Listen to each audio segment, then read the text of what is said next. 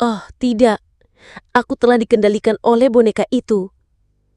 Kapten dan kawan-kawan tidak sadarkan diri atau belum pulih. Mereka bahkan tidak bisa bangun. Mereka tidak akan bisa membangunkanku tepat waktu. Tidak, aku harus menyelamatkan diri. Semua yang ada di depan mata Glenn terjadi dalam gerakan lambat. Semua persendian dan otaknya seperti dilapisi dengan lapisan lem yang semakin menebal. Dia tidak tertarik untuk menjadi boneka versi manusia. Jadi dia mengambil kesempatan untuk tidak sepenuhnya dikendalikan dengan mencoba yang terbaik untuk mencari cara menyelamatkan dirinya sendiri. Aku pasti tidak bisa memukul diriku sendiri. Pasti ada kekuatan eksternal. Kekuatan eksternal. Aku akan mencobanya. Tidak ada waktu untuk ragu-ragu. Tanpa banyak waktu untuk memikirkan banyak hal, Glenn mendapatkan ide dalam waktu kurang dari 3 detik. Ia menggerakkan sendi lututnya yang berkarat dan mengambil langkah berlawanan arah jarum jam. Pada saat yang sama, ia tidak mencoba melepaskan diri dari tali tak terlihat yang menggantung di lehernya. Yang ia lakukan hanyalah merapal dalam hati. Berkat untuk The Immortal Lord of Heaven and Earth. Dia ingin menggunakan dunia misterius di atas kabut abu-abu untuk membangunkannya dan melarikan diri dari asimilasi artefak tersegel 2049. Lutut dan pergelangan kaki Glenn mengeluarkan suara yang menusuk telinga. Dengan langkah yang lambat, dia mengambil langkah berlawanan arah jarum jam. Berkat dari The Sky Lord of Heaven and Earth. Pikiran Glenn menjadi semakin lamban saat dia merasakan seolah-olah dia adalah sebuah komputer yang memiliki semua jenis bloatware dan semua perangkat lunak antivirus terinstal. Dia mengangkat kaki kirinya dengan tersentak-sentak saat melangkah lagi di tempat yang diperlukan. The Exalted Tier. Proses berpikir Glenn menjadi semakin kaku dan lamban. Dia mengambil langkah terakhir berdasarkan instingnya. Pada saat itu, dia tahu dia hampir sepenuhnya berada di bawah kendali boneka itu. Bahkan jika Ayur bisa bangun tepat waktu untuk menyelamatkannya, dia mungkin tidak akan bisa dibangunkan. Namun keinginan yang kuat untuk hidup membuatnya mengucapkan baris terakhir mantra itu. The Celestial Worthy. Tepat saat dia menyelesaikan mantranya, teriakan dan menggumaman yang sangat kacau dan histeris terdengar. Mereka dengan cepat mengambil alih setiap sudut pikiran Glenn yang lamban, menghancurkannya dalam proses itu, dan menguranginya menjadi pikiran yang tidak bisa dia kendalikan. Otak Glenn menjadi sebuah panci berisi bunga rampai yang mendidih, saat badannya yang kaku berubah menjadi ringan, sementara spiritualitasnya terangkat. Kabut putih keabu-abuan yang tak berujung, dan bintang-bintang merah muda dengan jarak yang bervariasi muncul kembali di depan matanya. Pemandangan itu sangat luas, misterius, samar-samar, dan kabur. Pikiran Glenn yang bingung dengan cepat menjadi tenang, saat dia akhirnya mendapatkan kembali kemampuannya untuk berpikir. Dia melihat istana yang megah. Oh, syukurlah ini berhasil, bisiknya dengan rasa takut yang masih tersisa. Menurut pengamatannya sebelumnya, dia tahu bahwa sekali seseorang jatuh di bawah kendali artefak tersegel 2049, itu setara dengan kematian. Biasanya tidak ada obat yang bisa menyelamatkan korban. Untungnya, ritual peningkatan keberuntungan dan dunia misterius di atas kabut abu-abu tidak dianggap normal sama sekali. Setelah mondar-mandir beberapa kali, Glenn mulai mempertimbangkan situasi yang dihadapinya. Aku tidak bisa terus berada di sini, bukan? Pada saat kapten dan kawan-kawan bangun dan berkumpul, aku tidak akan bisa menjelaskan situasinya. Seperti yang terjadi sekarang, aku hanya memiliki cangkang tubuhku, tidak lebih, mirip zombie. Tapi jika aku mengambil risiko dan kembali, tidak ada cara untuk menjamin keselamatanku. Bagaimana jika aku dikendalikan oleh 2049 lagi? Sambil menderita dilema, Glenn tiba-tiba memukul dahinya sendiri dan tidak bisa menahan tertawa pelan. Sepertinya aku belum terbiasa dengan statusku sebagai Sir.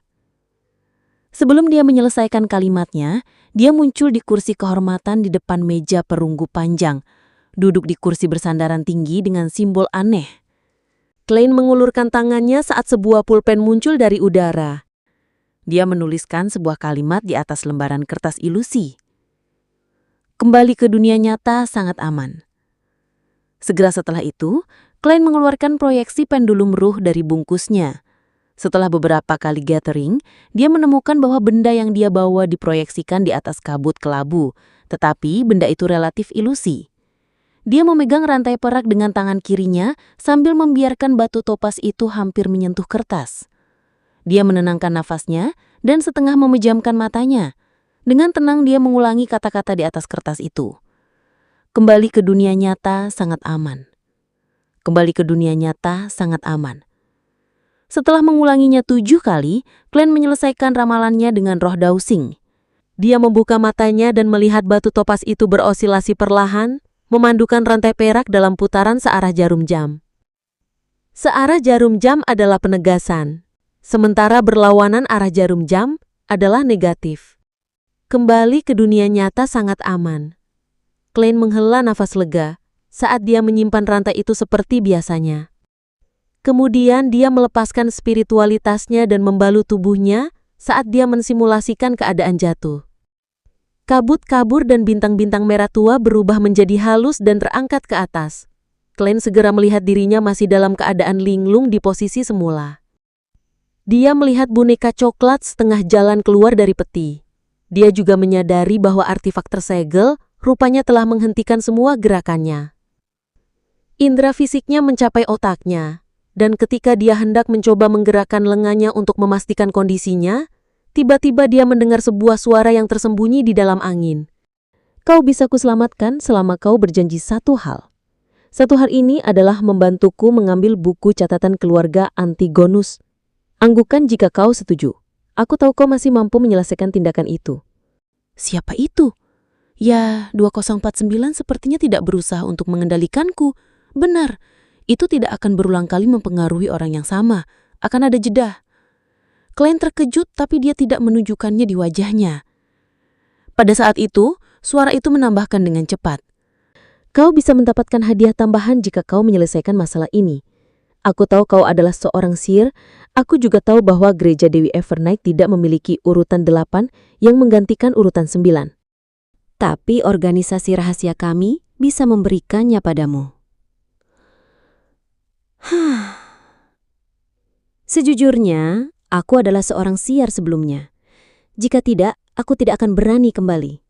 Untuk menunjukkan ketulusanku, sekarang aku bisa memberitahumu bahwa urutan 8 yang sesuai dengan siar adalah clown. Badut?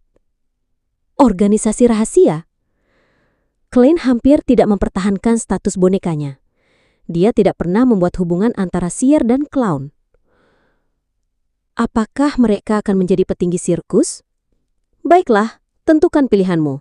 Percayalah, kau tidak punya banyak waktu lagi untuk disia-siakan. Suara itu terdengar bersama angin lagi. Dan Lorota yang berada di kejauhan masih tak sadarkan diri. Borgia tampak terluka parah saat dia mengerang tanpa bergerak. Ayur dan Leonard dalam kondisi yang relatif baik saat mereka mencoba untuk duduk. Kenapa aku? Secret Order? Apakah badut yang kulihat dari pertemuan sebelumnya?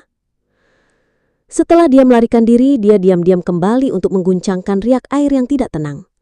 Setelah mendengar suara itu, segala macam keraguan langsung melintas di benak Glenn. Karena orang tersebut mengatakan bahwa dia adalah seorang sihir, Glenn mencoba menggunakan proses berpikir seorang sihir untuk menganalisis situasinya. Dia berani kembali karena dia meramalkan harapan. Dia percaya bahwa monster Rai Bieber akan dihancurkan, dan kami akan mengalami kemunduran besar. Dia tidak mengambil buku catatan itu sendiri atau berurusan dengan kami secara langsung, karena dia mungkin meramalkan bahwa buku catatan itu akan mengandung resiko yang sangat besar. Oleh karena itu, dia mencurigai Kapten dan Nyonya Lorota berpura-pura tidak sadarkan diri. Atau ini adalah jebakan yang disiapkan untuknya. Dia tidak membuat ramalan lebih lanjut untuk menentukan kondisiku saat ini, karena pertama, dia mungkin tidak punya waktu. Jika dia menunggu lebih lama lagi, Tuan Ayur dan kawan-kawan akan mendapatkan kembali sebagian dari kekuatan pertempuran mereka. Kedua, dia meremehkanku dan menganggapku tidak penting. Dia sangat memahami seorang siar dan yakin bahwa aku tidak dapat melarikan diri dari kendali boneka itu. Dia menggunakanku sebagai umpan meriam untuk menyelidiki jebakan apapun. Dari sudut pandang lain, Ini juga berarti bahwa ritual peningkatan keberuntungan tidak menyebabkan penampakan yang tidak normal. Dengan otaknya yang tidak lagi lamban, Klein merasa bahwa garis penalarannya sudah jelas. Dia cukup yakin akan pemikiran dan tujuan badut yang sesuai. Mengenai perjanjian badut itu, dia tidak percayai sedikit pun. Umpan meriam tidak memiliki hak asasi apapun. Saat pikiran itu melintas di kepalanya, Klein mengendalikan lehernya dan dengan susah payah mengangguk. Saat dia melakukan tindakan itu, dia mengonfirmasi bahwa dia telah lolos dari kendali artefak tersegel 2049. Tepat setelah dia mengangguk, sebuah tirai transparan bergerak 2 hingga 3 meter ke sisinya. Tirai itu menampakkan seorang badut berpakaian rapi yang wajahnya dicat dengan warna-warna pastel badut. Itu bukan lain adalah anggota Secret Order yang telah melarikan diri sebelumnya. Pada saat itu, karena Klein sebelumnya berbalik dalam upaya untuk melompat keluar dari jangkauan efektif 2049, punggungnya menghadap ke peti hitam dan boneka itu. Badut yang berjas itu berada di hadapannya, di sisinya. Pertama, untuk menjauh dari artefak tersegel dan kedua, untuk menghindari laras pistolnya. Terlihat jelas bahwa dia sangat berhati-hati. Badut berjas itu mengeluarkan secari kertas panjang dari sakunya dan mengguncang-guncangkannya dengan kuat hingga menjadi lurus seperti tiang kayu. Dia memegang tongkat kayu tersebut dan pada jarak 2 hingga 3 meter, dia mendorong bahu Klein untuk membangunkannya. Orang ini sangat mengenal 2049 dengan baik. Dia tahu bahwa jika ada aroma keturunan keluarga Antigonus, boneka itu akan meledak dan mengendalikan 2 orang sekaligus. Dia juga tahu bahwa melempar batu sepertinya tidak efektif. Paling tidak, aku telah melihat Kapten dan kawan-kawan mencoba cara yang sama. Meskipun Klein tidak tahu mengapa 2049 berhenti mengasimilasinya lagi, dia tidak berani berada dalam jarak 5 meter darinya. Oleh karena itu, dia menunggu sambil menahan napas. Saat tiang kayu itu hampir menyentuh bahu Klein tiba-tiba mengangkat tangan kirinya dan meraih ujung tiang dan menariknya ke belakang. Badut yang berjas itu terkejut saat tubuhnya ditarik ke depan. Dia terhuyung-huyung beberapa langkah ke depan. Saat jarak antara dia dan Klein mengecil sekali lagi, jaraknya kini kurang dari 2 meter. Pada saat yang sama, Klein yang sudah siap menekan jari kanannya pada pelatuk pistolnya. Dor! Dia menembak 2 kali, tetapi tidak membidik ke arah badut yang sesuai. Sebaliknya, dia membidik di belakangnya, menembak ke sisi artefak tersegel 2049. Sebelum tembakan berbunyi, badut yang berjas itu telah mengambil inisiatif untuk berguling dari keadaannya yang terhuyung-huyung. Dia secara naluri menunjukkan mundur. Klein melepaskan tangannya yang mencengkram tiang kayu sambil mengambil beberapa langkah dengan cepat dan bergegas keluar dari zona bahaya. Saat badut itu berguling 2 kali dan hendak melompat mundur, kepalanya pusing dan pikirannya dengan cepat menjadi lamban. Tidak bagus. Dia memaksaku untuk menghindar ke arah boneka Antigonus. Aku berada dalam jarak 5 meter. Bagaimana mungkin dia tidak dikendalikan oleh boneka Antigonus? Badut yang berjas itu berhenti dari gulingannya saat dia berusaha merangkak keluar dengan sendi-sendinya yang tampak berkarat. Pada saat itu, Klein sudah berbalik. Dia memegang pistolnya dengan kedua tangan sambil membidik sasaran yang bergerak perlahan. Baginya hal itu sama saja dengan menembak sasaran tetap. Setelah melihat pertarungan badut yang sesuai dengan Dan, Ayur, dan Lorota, Klein tahu bahwa dia gesit dan pandai berguling. Oleh karena itu, bahkan ketika mereka hanya berjarak 1 atau 2 meter, dia dengan hati-hati tidak langsung membidiknya. Sebaliknya, dia memaksa badut itu untuk menghindar ke zona kematian yang dia bayangkan, yaitu di mana artefak tersegel 2049 berada. Jika boneka itu tidak efektif, badut berjas itu akan menyadari bahwa dia telah jatuh ke dalam perangkapnya, dan kemudian akan melarikan diri dengan melompat mundur dan tidak menimbulkan ancaman berarti. Bang! Tercermin dalam mata badut yang tak terlukiskan, Klein yang berpakaian hitam menarik pelatuknya.